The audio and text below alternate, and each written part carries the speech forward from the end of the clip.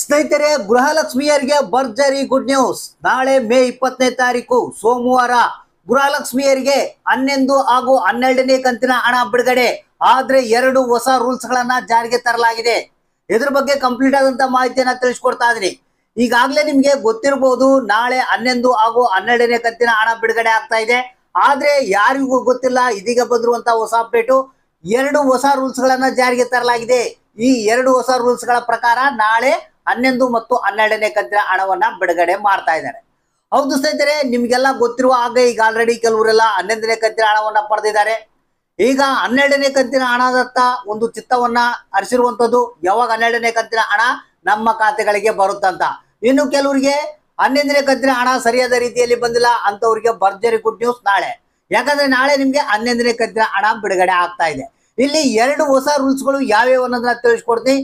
ಇದು ಒಂದೇ ಅಲ್ಲ, ಒಂದ್ ವೇಳೆ ನಾಳೆ ಏನಾದ್ರೂ ನಿಮ್ಗೆ ಹಣ ಬಂದಿಲ್ಲ ಅಂದ್ರೆ ಏನ್ ಮಾಡ್ಬೇಕು ಅನ್ನೋದ್ರ ಬಗ್ಗೆ ಮಹಿಳಾ ಮತ್ತು ಮಕ್ಕಳ ಕಲ್ಯಾಣ ಅಭಿವೃದ್ಧಿ ಇಲಾಖೆ ಕೂಡ ಒಂದು ಗುಡ್ ನ್ಯೂಸ್ ಅನ್ನ ಕೊಟ್ಟಿದೆ. ಹಾಗಾದ್ರೆ ಬನ್ನಿ, ಈ ಒಂದು ಎಲ್ಲಾ ಕಂಪ್ಲೀಟ್ ಆದಂತ ಮಾಹಿತಿಯನ್ನ ನಿಮ್ಗೆ ತಿಳಿಸ್ಕೊಡ್ತಾ ಇದೀನಿ. ಪ್ರತಿಯೊಬ್ಬ ಗೃಹಲಕ್ಷ್ಮಿಯರು ಯಾರ್ಯಾರು ಈಗ 10ನೇ ಕಂತಿನ ಹಣವನ್ನ ಪಡೆದು 11ನೇ ಕಂತಿನ ಹಣಕ್ಕಾಗಿ ಕಾಯ್ತಾ ಇದ್ದೀರಾ, ಹಾಗೂ 11ನೇ ಕಂತಿನ ಹಣ ಪಡೆದಂತವ್ರು 12ನೇ ಕಂತಿನ ಹಣಕ್ಕಾಗಿ ಕಾಯ್ತಾ ಇದ್ದೀರಾ, ಪ್ರತಿಯೊಬ್ರು ಈ ಒಂದು ಮಾಹಿತಿಯನ್ನ ಸ್ಕಿಪ್ ಮಾಡದೆ ಪೂರ್ತಿಯಾಗಿ ನೋಡಿ. ಆದಷ್ಟು ಪ್ರತಿಯೊಬ್ಬ ಗೃಹಲಕ್ಷ್ಮಿಯರಿಗೆ ಈ ಒಂದು ಮಾಹಿತಿಯನ್ನ ಶೇರ್ ಮಾಡಿ. ಯಾಕಂದ್ರೆ ಎಲ್ಲ ಹೊಸ ಹೊಸ ಅಪ್ಡೇಟ್ ಅವ್ರಿಗೆ ಗೊತ್ತಿರಬೇಕು. ಗೊತ್ತಿದ್ರೆ ಮಾತ್ರ ಈ ಒಂದು ಯಾಕೆ ಕಂತುಗಳು ಬಂದಿಲ್ಲ, ಯಾಕೆ ಏನಾಗ್ತಾ ಇದೆ ಪ್ರಾಬ್ಲಮ್, ಮತ್ತೆ ಯಾವ ಕಂತುಗಳ ಹಣ ಬಿಡುಗಡೆ ಇವತ್ತಾಗ್ತಾ ಇದೆ ಅನ್ನೋದ್ರ ಬಗ್ಗೆ ಸ್ಟೋರಿ ಮಾಹಿತಿ ಗೊತ್ತಾಗುತ್ತೆ. ಸೊ ಹಾಗಾದ್ರೆ ಬನ್ನಿ, ಒಂದು ಕಂಪ್ಲೀಟ್ ಆದಂತ ಮಾಹಿತಿಯನ್ನ, ಹೊಸ ಅಪ್ಡೇಟ್ ಅನ್ನ ನಿಮ್ಗೆ ತಿಳಿಸ್ಕೊಡ್ತಾ ಇದೀನಿ. ವಿಡಿಯೋನ ಆದಷ್ಟು ಪೂರ್ತಿಯಾಗಿ ನೋಡೋದಕ್ಕೆ ಟ್ರೈ ಮಾಡಿ.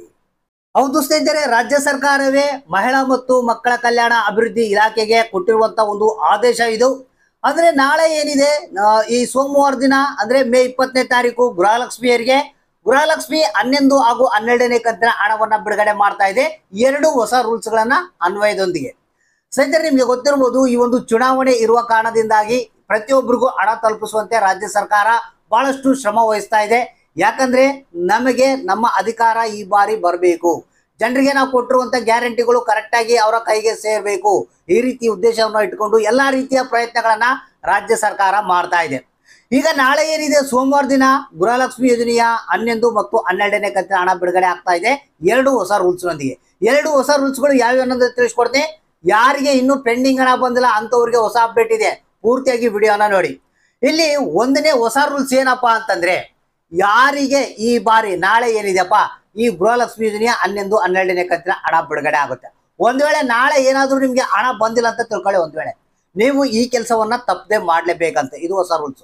ಏನಪ್ಪಾ ಅಂದ್ರೆ, ನಿಮ್ಮ ಹತ್ತಿರದ ಮಹಿಳಾ ಮತ್ತು ಮಕ್ಕಳ ಕಲ್ಯಾಣ ಅಭಿವೃದ್ಧಿ ಇಲಾಖೆಗೆ ಹೋಗಿ ಅಲ್ಲಿ CDPO ಅಧಿಕಾರಿಗಳಿರ್ತಾರೆ, ಅವರಿಗೆ ನಿಮ್ಮ ಹೆಸರುಗಳನ್ನ ಬರೆಸಿ, ನಿಮ್ಮ ಅಕ್ನಾಲೇಜ್ಮೆಂಟ್ ತೋರಿಸಿ, ನಮಗೆ ಹಣ ಬಂದಿಲ್ಲ, ಇಷ್ಟು ಕಂತುಗಳ ಹಣ ಪೆಂಡಿಂಗ್ ಇದೆ, 11ನೇ ಕಂತಿನ ಹಣ ಬಂದಿಲ್ವಾ, 12ನೇ ಕಂತಿನ ಹಣ ಬಂದಿಲ್ವಾ, ಅದನ್ನ ನೀವು ಅಲ್ಲಿ ಹೋಗಿ ಹೆಸರನ್ನ ಬರೆಸಿ ಬರ್ಬೇಕು.